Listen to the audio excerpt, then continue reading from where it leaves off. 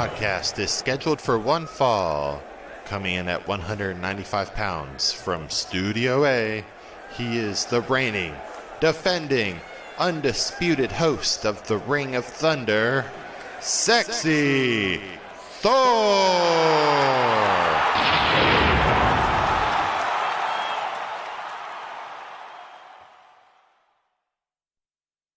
Raw started off with MVP's VIP lounge with special guests Dolph Ziggler, and they were basically kissing each other's asses and being all boo Drew McIntyre, who came out and told Dolph he realized Dolph used him when they were partners 2 years ago, and at Extreme Rules, he's gonna maim Dolph. Then he couldn't wait and socked Dolph in the face anyway. Ivar totally stole Angel Garza's thunder and took the rose Angel was going to give Charlie Caruso when she was interviewing him and Andrade and Zelina Vega, and gave it to her, so now there's a whole rivals and romance thing now between Angel and Ivar. What followed was an elimination tag match between Angel and Andrade versus the Viking Raiders. Andrade eliminated Eric, Ivar eliminated Andrade, and Angel eliminated Ivar. The Iconics finally bit off more than they can chew, and we can finally call the milk cartons, the billboards, and the papers, because it seems in her quest to find forgiveness with Liv Morgan, she found Bianca Belair and got to team up with her, and they beat the Iconics. Very nice surprise indeed. Ricochet and Cedric Alexander had to explain to R-Truth that he's not facing Ric Flair, he's facing Randy Orton, who Ric Flair challenged R-Truth on Randy's behalf. Truth tried to get Tozawa to teach him to be a black belt, but Tozawa tried to roll him up for the 24/7 championship instead. There was a standoff with Tozawa and his ninjas, and Truth with Rick and Cedric. Then they went to the ring. Truth was in the middle of counting Tozawa's ninjas when they were in the ring when Shayna Baszler's music dropped, so we can remove those missing ads, and she came out and disposed of the ninjas. Truth and Tozawa saw themselves out, and Shayna got on the mic to give the women's division a reality check. Seth Rollins came out to the ring thinking aloud, trying to comprehend to himself the reality of the eye for an eye match, when Kevin Owens came out to say before their match that he didn't expect Ray to pick that kind of stipulation, but he understands. Seth called Murphy out to try to ambush KO, but Aleister Black came out to stop Murphy as usual. We proceeded to go into Black versus Murphy, which got thrown out when Seth pulled Aleister out of the ring. Ray and Dominic came out, then we went into Seth versus KO. Seth had Kevin dead to rights, but Aleister, Ray, and Dominic kept hopping on the apron to distract him, and he took the bait. KO hit him with a stunner and got the 1-2-3. After a video package showing how Randy Orton became the Legend Killer, Randy was backstage reflecting on it and what he'll have to do against Big Show and R-Truth. Randy RKO'd Truth and got the 1-2-3 in short order. He was about to punt kick Truth, even though Ric Flair said he wouldn't when Big Show came out. Randy was like, "No, this kick isn't for Truth, it's for you," and challenged Big Show to an unsanctioned match next week on Raw, so not for Extreme Rules. Bobby Lashley defeated Ricochet, who pretty much flipped into a full Nelson, and Cedric Alexander found himself in the same position when he came to Ricochet's aid. Finally, we had the Women's Tag Team Championship between Sasha Banks and Bayley versus the Kabuki Warriors, and it was super close there, and Kairi Sane had it so close a couple times at the end, but Sasha got her in the Banks statement and made her submit, and Sasha and Bayley are still Women's Tag Team Champions heading into Extreme Rules. You have 30 seconds to describe Thunder Talk. It's pop culture. With a twist. It's music. LGBTQ+. And comedy. Well, dark comedy. It's nerd junk. It's comic books. Video games. Conventions. Yeah, nerd junk. And social commentary. It's woke, yo. Yeah, and nerd junk. Woke nerd junk. Thunder Talk is all over the place. Every place you want to be. Thunder Talk is a proud member of the ESO Network. Find us at thundertalk.org and download us on all podcast platforms. Impact began with a 10-woman tag team match ahead of the number one contender gauntlet match between Kiera Hogan, Tasha Steelz, Kimber Lee, Taya Valkyrie, and Rosemary versus Havoc, Nevaeh, Alicia, Susie, and Kylie Ray. It ended with Susie hitting Kimber Lee with the Panic Switch, her signature move when she was Su Yung, and got the 1-2-3. She looked like she was short-circuiting back to Su Yung until she was attacked by Taya Valkyrie and Rosemary, in an all-out brawl until Kylie came to her aid and super-kicked Taya and Rosemary out of the ring.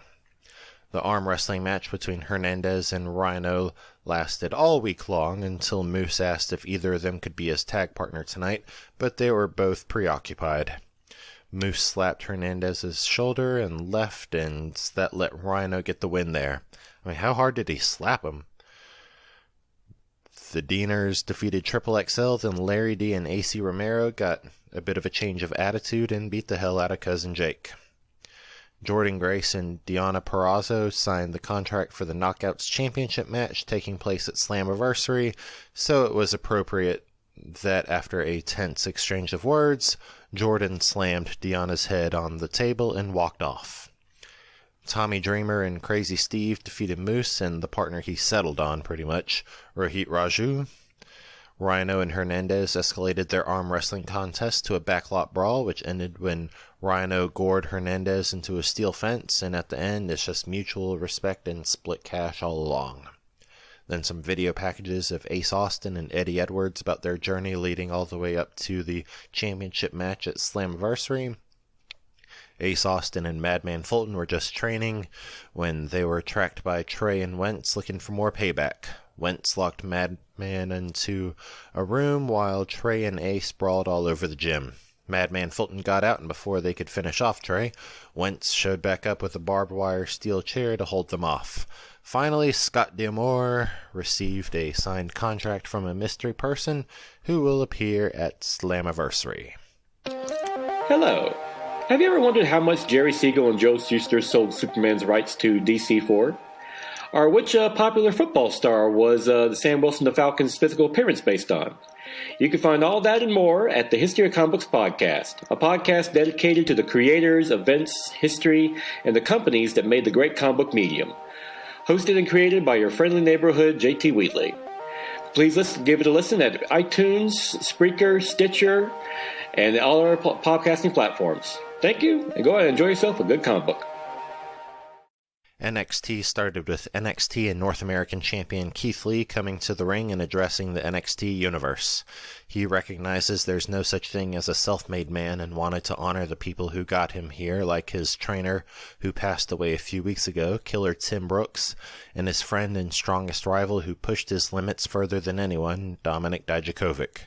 He brought him out to the ring and offered him an opportunity at both championships that night, to which Dominik accepted. Damian Priest got his revenge and defeated Cameron Grimes, then told Keith Lee and Dijakovic he's real interested to see who comes out the victor. Timothy Thatcher demonstrates to his students that every submission is educational. Pain usually is. Wow, this got deep. Shotzi Blackheart was in the midst of a match with Indy Hartwell when Robert Stone limped out, cast on the foot Shotzi ran over last week, and started distracting the ref while Aaliyah pushed Shotzi off the top rope. Indy hit Shotzi with a big boot and got the 1-2-3.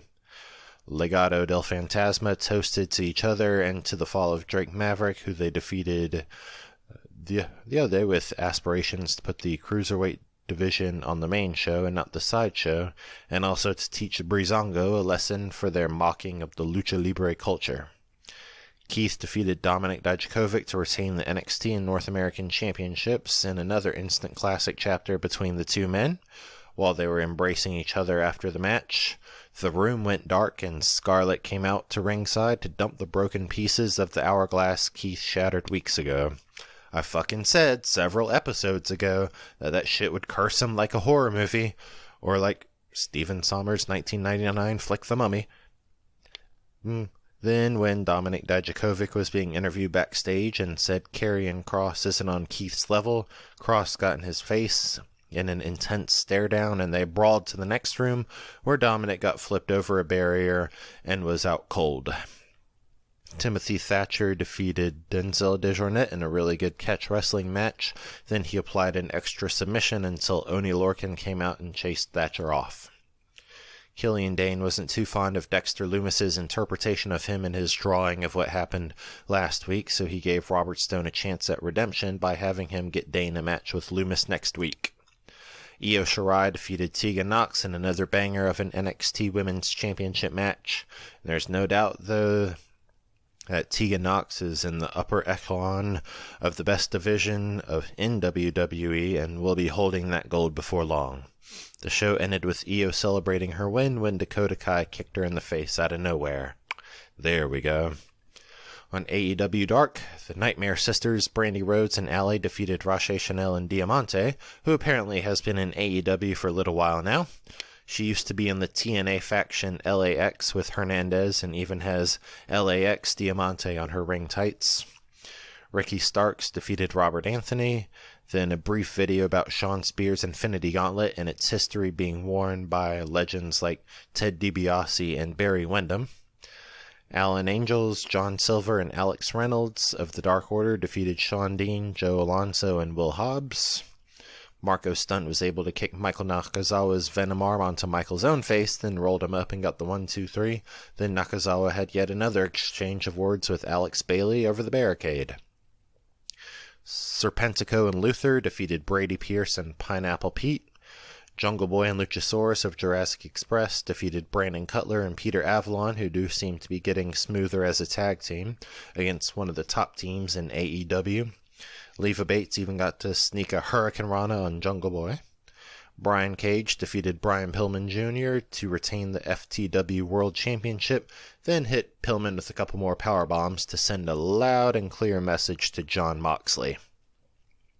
And on Dynamite, which was, I guess, technically the Fight for the Fallen event, free pay-per-view thing on TNT, Cody defeated Sonny Kiss to retain the TNT Championship. It was very close, though. Cody was making small mistakes and started slipping in the heel ways, but it was all good in the end.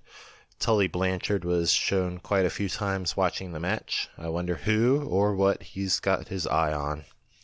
FTR defeated the Lucha Bros when Dax Harwood ripped off Rey Fenix's mask and got him in a surprise roll-up for the 1-2-3. As far as surprise roll-ups go, that wasn't bad. Then FTR was having a back and forth with the Butcher and the Blade when the Young Bucks snuck up behind Butcher and Blade, superkicked them, and got the keys back to FTR's truck. Kenny Omega also came out with a cooler with 3 beers to make amends for dumping his out the other week. The 3 men toasted, then FTR poured their beers on Kenny's head, and the Bucks had to hold Kenny back as FTR hopped in their truck. Also, during that match of FTR and Lucha Bros, Tully Blanchard was still shown observing very carefully. Chris Jericho came out with the Inner Circle and declared himself the Demo King because he always wins the ratings war with the 18 to 49 demographic, and said that everyone wants a rematch of Jericho versus Orange Cassidy, but they're not going to get it. Orange came out from the stands, and when Jericho told him to get out of his arena, Orange put his thumb up and then put it thumbs down. A whole bunch of oranges and orange juice rained down onto the Inner Circle, and a pissed Jericho demanded a towel. The one he got had Orange Cassidy's picture on it. The Elite defeated Jurassic Express while Jericho was on commentary, and Kenny Omega's tag team champion partner Hangman Page was watching from a bar when FTR joined him. Once the match was over, Kenny gave Marco Stunt a few more right hooks until the Bucks pulled him off and was all like, "What the fuck, Kenny?" The Nightmare Sisters, as they're officially called now, defeated Kenzie Page and MJ Jenkins. They even have their own entrance video and theme song, which is a rock remix of Brandy's theme, both versions of which are total bangers. Nyla Rose came out to the ring to reveal the manager she hired last week, Vicky Guerrero. Say it with me now. Excuse me!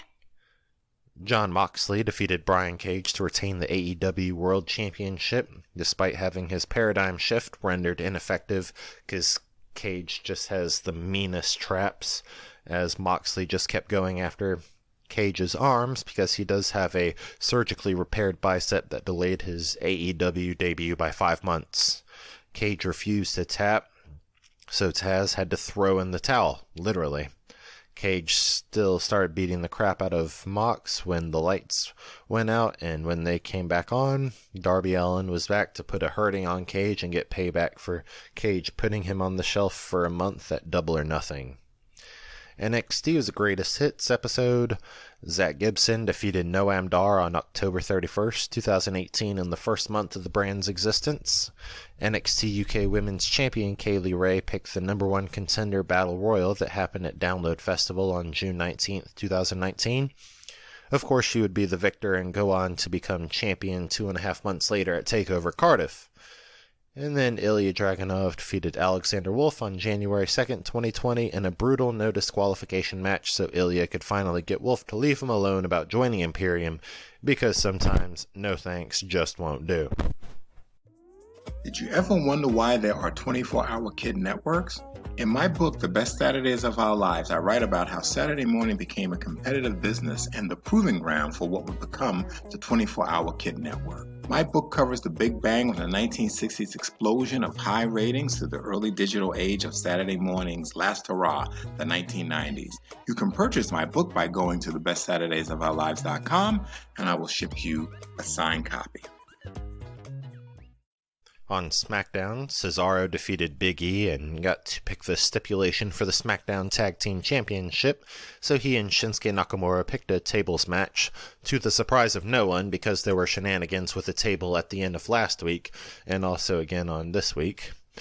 On this new moment of bliss, there was a mystery guest that everyone was thinking was from Stephanie McMahon to announce Evolution 2, which would have been awesome, to AJ Lee, which was not going to happen. And Alexa was trying to introduce, but of course Sasha Banks and Bayley had to come in doing their usual thing, and finally Alexa got to finish her introduction for Asuka, which I know there were some complaints about, because it's like, it's not really a big secret or surprise or anything, because I mean, we saw Asuka like a few days ago on Raw as well. Well, you know what, I say, can never have too much Asuka. I mean, she is the MVP of this empty arena thing. Anyway, then all hell broke loose and we got set for a tag match of Nikki Cross and Asuka versus Sasha and Bayley. Sasha and Bayley were victorious after Bayley rolled up Nikki and had to put her feet on the middle rope to get leverage. There was a bit of subtle kerfuffle when Bayley was trying to tag in Sasha, but missed when Sasha leapt down at Asuka at ringside, but they did lock down the win heading into Extreme Rules. A new episode of Firefly Funhouse brought us to the swamp where Bray Wyatt already is and vowed to destroy the monster Braun Strowman has become, since he won't be the monster he's destined to be. Right afterwards, Braun came out for his match with John Morrison and cut an intense promo saying he's going to face his fears and he has to destroy Bray Wyatt now before he has a chance to bring out The Fiend. The Fiend might already be at play though, because Braun absolutely destroyed Morrison and even did a vicious squeeze on Morrison that he hadn't really done since he was in the Wyatt family. Morrison had to be helped out of the ring and Braun just had a glint of vicious glee. That's why I say The Fiend could already be at play. You can see the cracks growing in Braun that happened with guys like Seth and The Miz that brought them into their current states. We shall see. Lacey Evans defeated Naomi after she tied Naomi's hair to the middle rope, which gave her enough space to get back and hit Naomi with a woman's right and get the 1-2-3. Jeff Hardy was doing a backstage interview when Sheamus hit him in the face with a brogue kick and said he'll see him on SmackDown next week. So I guess the bar fight isn't happening on Extreme Rules. Also, we still don't know who Hardy's got in the Intercontinental Championship match later on. We cut to Nikki and Alexa talking backstage, with Nikki's confidence very much shaken after losing tonight and last week. Alexa was trying to build her back up when they heard Sasha and Bayley laughing in the distance, so Nikki raged over and started beating on Bayley until Alexa pulled her off. Bayley was holding her neck, so don't know if that's going to be something or not, but Nikki's shaken confidence and rage is probably going to be a thing. AJ Styles defeated Matt Riddle with a freaking surprise roll-up to retain the Intercontinental Championship. AJ shook Matt's hand and showed his respect, then King Corbin attacked Riddle from behind and hit him with an End of Days. Then we had 205 Live, and we'll all be damned. Vic Joseph is back on commentary. Haven't seen him in TV since the Royal Rumble. Welcome back, Vic. Then Mansoor defeated Tahuti Miles. Then Tony Nese defeated Chase Parker of Everrise despite numerous distraction attempts from his partner Matt Martell. When the match was over, Martell and Parker started attacking Nese till Isaiah Swerve Scott came out and chased them off to pay back when Nese did that for him a couple weeks ago. And before we get on to the pay-per-views, just want to acknowledge that this past week marks the 5-year anniversary of the Women's Evolution. On July 13th, 2015 on Raw, Stephanie McMahon introduced to the larger WWE universe the likes of Sasha Banks, Charlotte, and Becky Lynch.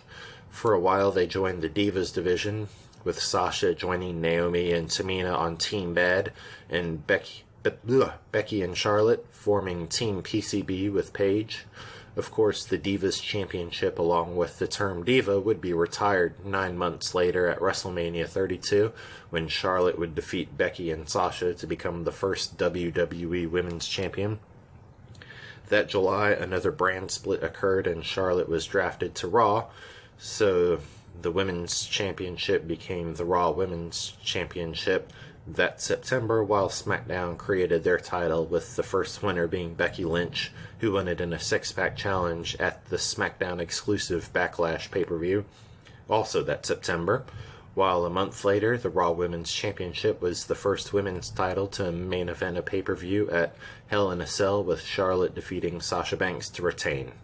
And this is only a drop in the history that's been made since then by others such as Bayley, Asuka, Alexa Bliss, etc. And of course the 12 months Ronda Rousey was killing it, from kicking Triple H and Stephanie McMahon's asses all the way to Becky Two Belts. Gotta love Becky Two Belts. And here we are to Slammiversary. It started with the announcement that was revealed online after midnight that day that the Good Brothers, Luke Gallows and Carl Anderson, are part of Impact again. Then the actual show started with Dez and Wentz of the Rascals laying down an open challenge that was answered by Alex Shelley and Chris Sabin of the returning Motor City Machine Guns, who ended up victorious. Taya Valkyrie and Rosemary came to Johnny Bravo and told him separately, all that matters to him is that they win the gauntlet match. Oh, what a life it is. Next was Moose versus Tommy Dreamer for the TNA Heavyweight Championship with old school rules, which means trash cans and a pile of chairs and an MLB jersey and kendo sticks and thumbtacks, all the way up to Moose hitting Dreamer with a spear and retaining his title. That's it. That's the contribution to a weekend of extreme wrestling. The Knockouts #1 contender gauntlet match, that's actually a battle royal, started with Tasha Steelz and Kylie Rae. Then we got Johnny Bravo dressed as Taya Valkyrie, who got eliminated almost immediately. Kimberly was next, then Kiera Hogan. Next up was Susie. And Kylie Rae eliminated Tasha Steelz. Next up was Katie Forbes in a post-cancel culture form, twerking with Kiera Hogan. Next up was Madison Rayne, and then after her was Havoc. Then the real Taya Valkyrie did stand up. She came to the ring as well. Next up was Alicia Edwards. Then Havoc got some backup with Nevaeh making her pay-per-view debut. Then my personal favorite Rosemary came in and hit Susie with a spear immediately.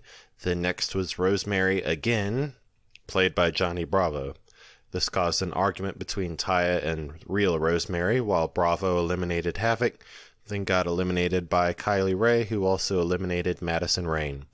Alicia and Nevaeh bumped into each other on the apron and both got eliminated. Rosemary eliminated Kiera Hogan. Kylie Rae eliminated Kimberly, which leaves Kylie against Rosemary and Taya Valkyrie. I didn't even notice Susie getting eliminated. It got super crazy at one point. Rosemary had Kylie in a submission which she was hanging off the rope. Then Taya tipped Kylie a bit and Rosemary got eliminated. Damn it.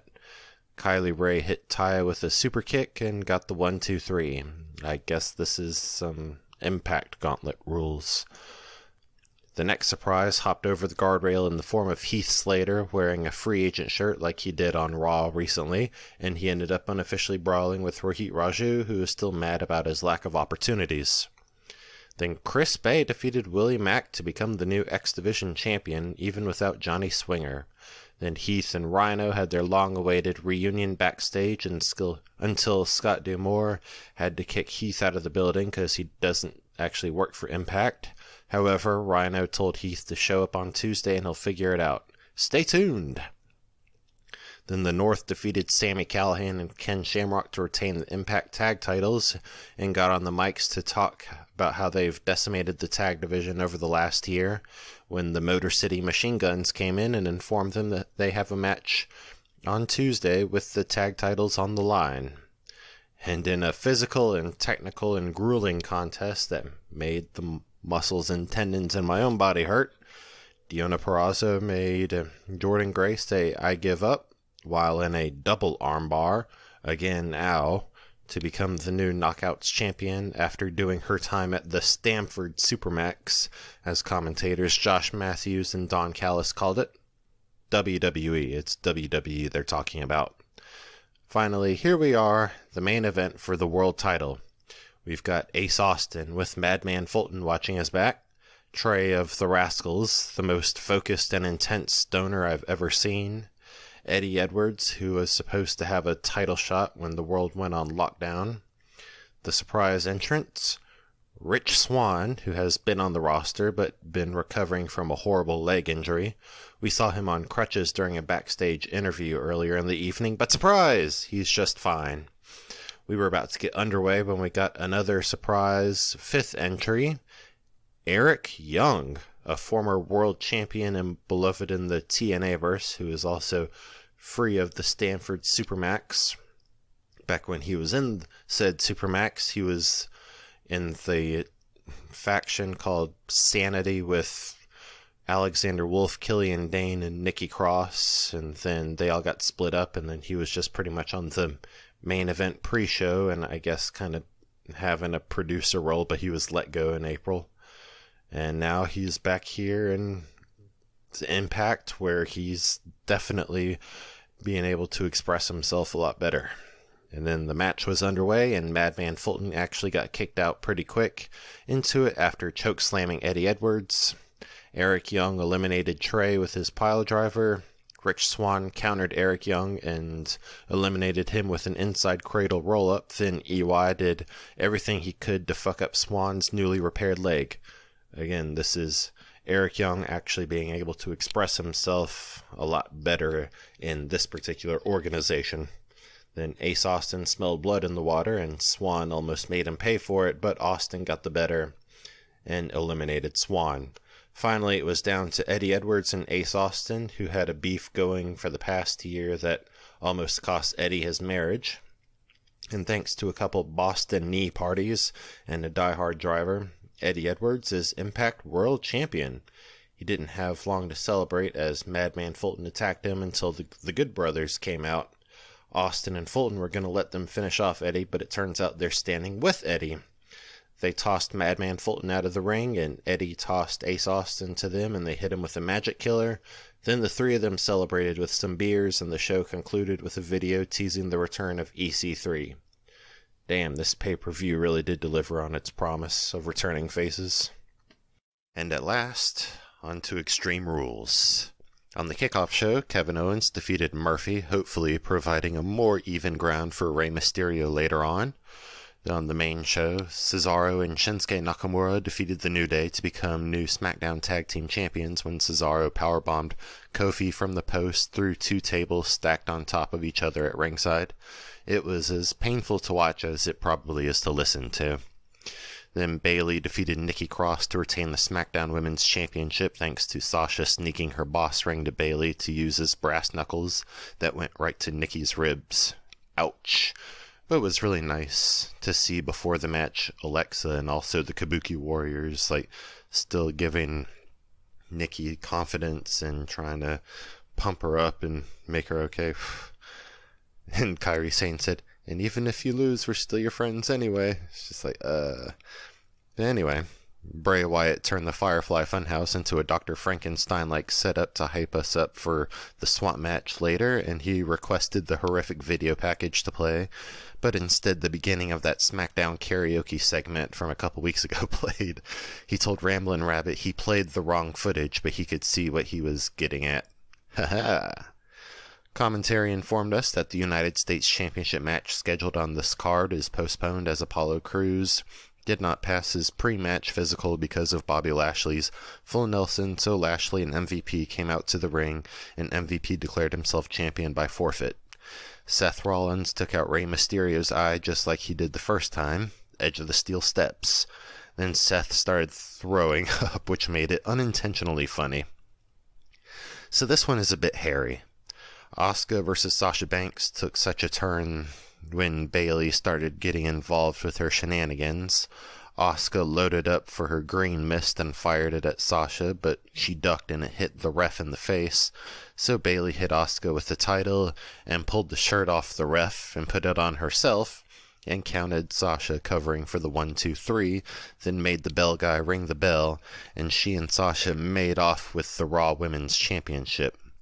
Brilliant use of the distraction finish storytelling device, but I'm not sure if I can declare yet on this podcast that Sasha Banks is the new Raw Women's Champion. We'll see what happens tomorrow. Oh, and Rey Mysterio's eye can apparently be saved as long as the optic nerve isn't severed and the blood vessels and stuff are good, of course. Then the stipulation for Drew McIntyre versus Dolph Ziggler for the WWE Championship was revealed to be an Extreme Rules match for Dolph. Also, Drew could lose the title if he got counted out or disqualified, so the usual champion's advantage is out the window. Then Drew had to follow normal match rules while Dolph threw every move and chair and table and count-out opportunity at him, but Drew proved you don't need foreign objects when you have a claymore. Now here we are at the swamp fight between Braun Strowman and Bray Wyatt, and ooh boy, I feel personally rewarded for going through this week of wrestling shows every day, plus 2 pay-per-views for this to be the final thing I talk about this episode, because there was Abandon All Hope, Ye Who Enter Here sign. There was Braun getting knocked out by his evil self. There was Bray coming in with his lantern with his original theme song. There was Sister Alexagail with a snake who bit a chained-up Braun in the face. Braun did flinch and feel pain because he is not the devil. There was Braun fighting some cult members and laughing as one got set on fire. Then there was Braun being called home by Sister Alexagail. And this is where I felt everything from this week paid off for me because of the mind-blowing excitement I felt when Abigail told Braun they could be together like he always wanted, and then she lifted her veil to reveal the face of Alexa Bliss. Ah! Now to catch you up, in Season 1 of the WWE Mixed Match Challenge Tournament, Braun and Alexa were Team Little Big, who quickly became a favorite of the WWE Universe, and there was even a sort of low-key romance storyline attached to it. Unfortunately, it never continued any further, as when Season 2 happened in the fall of 2018, that's when Alexa was dealing with her potentially career-ending concussions, though we did get a nice little other one of Team Monster Eclipse with Braun and Ember Moon, but it wasn't quite the same story-wise, but they still were a badass team. Anyway, once Alexa came back pretty much full-time last summer, she and Braun had the occasional interaction on screen like they're just the great friends they are in real life. So this was a treat in a big way for anyone who's been fans of Braun and or Alexa for a while. I like Braun, and of course Alexa is what got me into buckling down and giving wrestling fandom a shot, which I would say worked out pretty well for me. So yeah, this is a big deal to me. Braun and Bray were back at it, with Braun sending Bray down river in a boat, but of course Bray folds space-time, so the boat came right back behind Braun, and they went onto the dock where Braun kicked Bray into the swamp. It seems he finally vanquished Bray for good, but Bray is famously a horror guy and came back out of the water and dragged Braun into the swamp. It was a bit dark and murky for a bit, but I assumed they were struggling in there. Then the Fiend came out. SummerSlam is just around the corner, which will be the 1-year anniversary that The Fiend had his first match and sent Finn Balor to Evil Land. So I guess the horror show has only just begun. Kick butts, not nuts.